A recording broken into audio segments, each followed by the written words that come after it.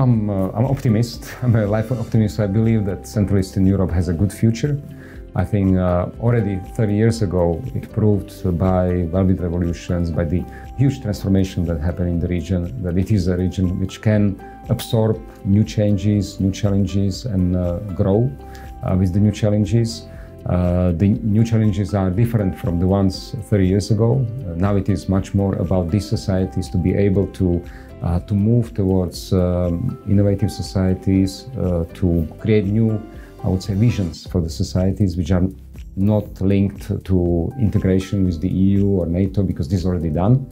So the new vision has to be about how to create modern societies which would be able to compete globally, but which would also be good members of the European family.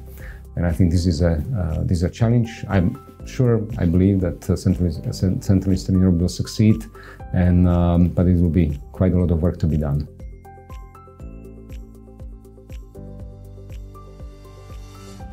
Well, innovation or innovative ecosystem is obviously a complex issue because it's not only about this or that sector or this or that part of society.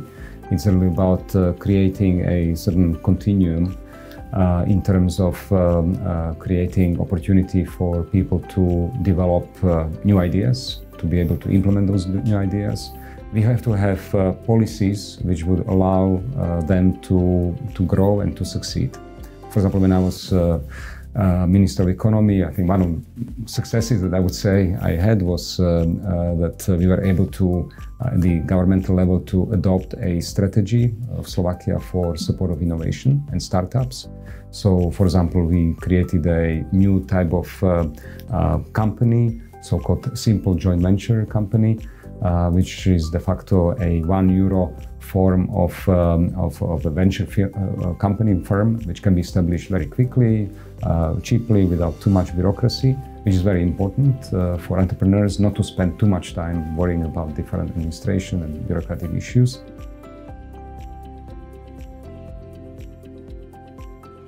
Yeah, education is at the core of creating pro-innovative society, I would say.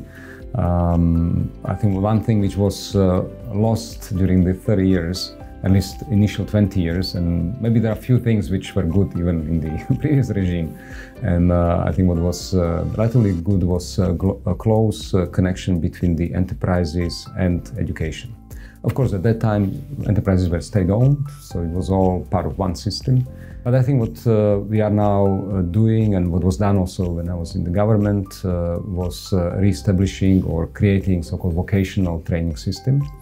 Because one of the things you see and hear today from entrepreneurs is that young people who come out of the schools, they have maybe good theoretical knowledge, but very little practical knowledge, and they are kind of useless for the new employers.